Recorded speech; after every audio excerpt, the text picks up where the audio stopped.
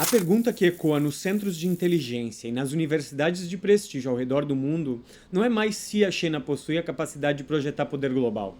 A verdadeira questão é como um Estado que há 40 anos era irrelevante nas cadeias de valor globais conseguiu metodicamente desmantelar a hegemonia dos Estados Unidos. Enquanto o Ocidente estava embriagado pelo triunfo da Guerra Fria contra a União Soviética, celebrava o que Francis Fukuyama chamou de o fim da história. A crença de que a democracia liberal e o livre mercado seriam o destino de toda a humanidade. Em Pequim, o jogo era de outra natureza. Não se tratava de uma transição para o capitalismo liberal, mas sim de uma adaptação das ferramentas do capitalismo para servir a um projeto de Estado soberano da China. O socialismo com características chinesas. Para compreender esse fenômeno, precisamos mergulhar na profundidade estratégica do pensamento chinês. Na China, há uma convergência sofisticada entre o materialismo histórico dialético de Marx e Engels e de Mao Tse-tung, com o pragmatismo da disciplina filosófica de Confúcio e a milenar astúcia estratégica de Sun Tzu. Neste vídeo, vou explicar como a ascensão chinesa não foi subproduto do acaso ou apenas uma vantagem demográfica da China. Foi um processo de Estado desenvolvimentista levado ao seu limite lógico. Um plano executado com a precisão de um mestre de xadrez que joga 30 lances à frente enquanto o adversário, preso em ciclos eleitorais de curto prazo de 2 a 4 anos, ainda tenta entender quem alterou as regras do tabuleiro. Vamos analisar a estratégia geopolítica chinesa a partir das mentes de seus pensadores mais profundos e das estruturas materiais que o sustentam. Então, se você se interessa por esses temas, te inscreve no canal, curte e compartilhe o vídeo e dá sugestões aqui nos comentários. Obrigado pela sua presença aqui. Para o historiador ocidental, o tempo é linear e curto. Para a China, o tempo é cíclico e milenar. Eles não se veem apenas como um país, mas como uma civilização-estado, que reclama seu lugar de direito na longa duração da história. Por milênios, a China operou sob o conceito de Império do Centro, Zhongguo. Ela não era uma potência expansionista nos moldes coloniais europeus como Portugal e Espanha, mas o centro de um sistema de tributos onde a Ásia inteira orbitava sua economia e sua cultura. Durante séculos, a China deteve a maior fatia da riqueza global e uma autossuficiência tecnológica que assombrava os primeiros viajantes europeus depois da Idade Média. Enquanto a Europa buscava estabilidade institucional ainda, a China já dominava a burocracia meritocrática através de concursos públicos e tecnologias disruptivas como a bússola e a imprensa de tipo móvel. O ponto de virada causal, porém, essencial para entender o ressentimento chinês e a motivação atual por vencer, é o século da humilhação entre 1839 e 1949. O colapso provocado pelas guerras do ópio impostas pelo Império Britânico e a subsequente invasão brutal pelo Império Japonês não são apenas traumas históricos, são variáveis políticas ativas ainda. Esse período ensinou à elite chinesa uma lição duríssima. No sistema internacional, a soberania é proporcional à capacidade técnico-industrial. Após a libertação da China em relação ao Reino Unido e ao Japão, uma nova era começou. A Revolução de 1949, liderada por Mao Tse-tung, foi o rompimento institucional necessário para reaver essa soberania. O Exército Vermelho não apenas derrotou os líderes conservadores do Kuomintang, enviando-os para Taiwan. Ele estabeleceu as bases da autonomia política. A Revolução Cultural, embora reconhecidamente caótica em seus excessos sociais, cumpriu uma função de limpeza epistemológica, limpeza de conhecimento. Tratava-se de erradicar as estruturas mentais e coloniais que provinham do Ocidente, para que a China pudesse, no futuro, interagir com o mundo sem ser absorvida por ele e pelas regras dele. Mal sabia que a independência política era vazia sem uma base material, industrial, e era esse o objetivo da China. O que nos leva à maior síntese teórica do século XX. A análise chinesa sobre o capitalismo não é a de um observador passivo, mas de um estrategista que estuda as armas do inimigo. Eles absorveram a crítica de Karl Marx, a Revolução Industrial, com uma clareza grande. A percepção de que a tecnologia e a concentração de capital nas mãos de algumas grandes corporações multinacionais gerariam inevitavelmente disparidades de poder internacional.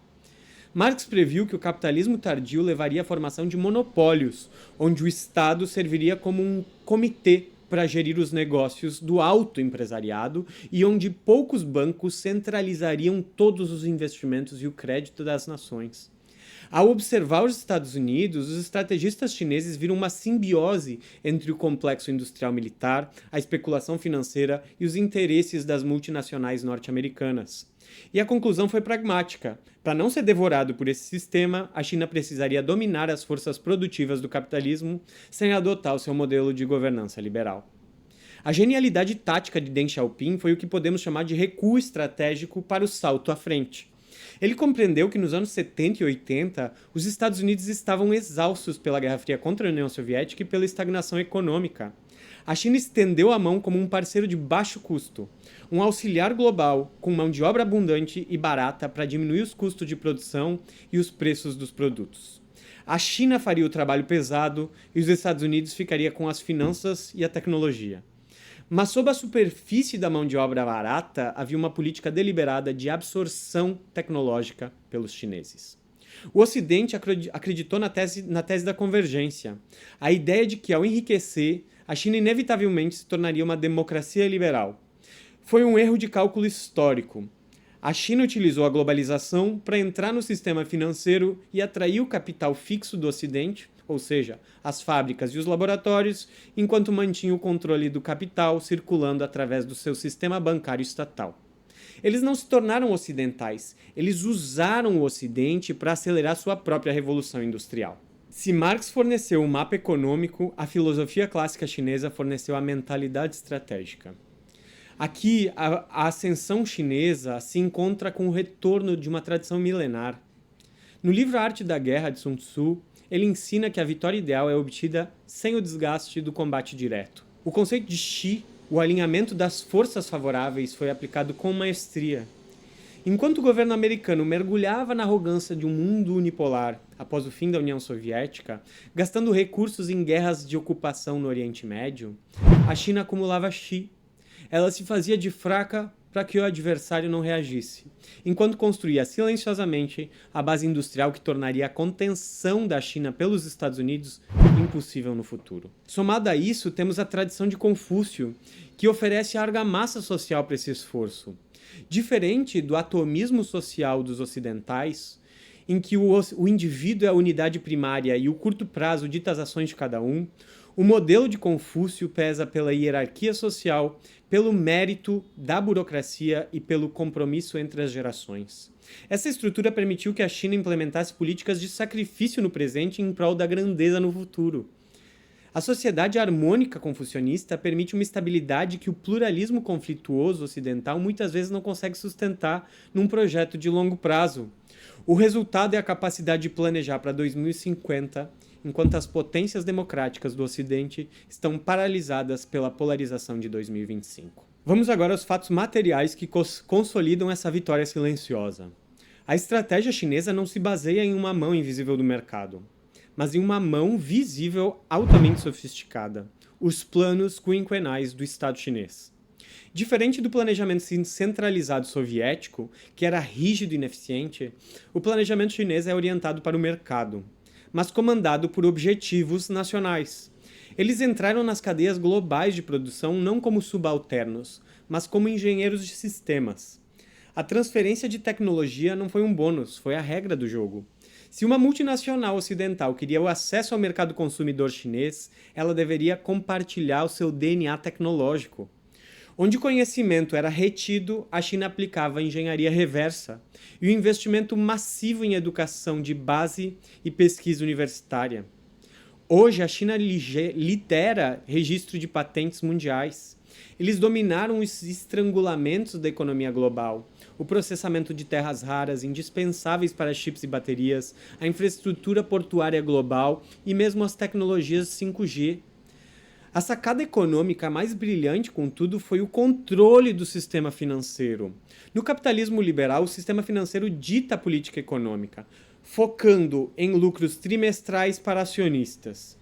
Na China, o sistema financeiro é uma utilidade pública. Os 4 maiores bancos do mundo são chineses e estatais. Isso permite que o Estado direcione bilhões de dólares para setores de baixa rentabilidade imediata, mas de alto valor estratégico no longo prazo, como semicondutores e fusão nuclear. Enquanto o capital ocidental se refugiava na especulação financeira, o capital chinês era ancorado na infraestrutura física e na inovação tecnológica. Eles inverteram a lógica da dependência. Hoje o mundo depende das fábricas chinesas para praticamente tudo, enquanto a China utiliza suas reservas de trilhões de dólares para garantir segurança alimentar e energética, comprando ativos reais e commodities em todo o globo, inclusive nos Estados Unidos. A análise objetiva nos leva a uma conclusão incontornável. A vitória da China não foi apenas um fenômeno contábil de crescimento do PIB. Foi uma vitória da autonomia do pensamento chinês. Os chineses não leram os manuais de economia de Harvard, Oxford ou Chicago para segui-los. Eles os leram para entender as vulnerabilidades daqueles que os escreveram. A nossa grande falha enquanto nação é a nossa dependência intelectual. O Brasil, infelizmente, delegou seu pensamento estratégico a terceiros. Nós consumimos teorias de desenvolvimento produzidas nos centros, que já estão decaindo, que já não dominam mais o futuro.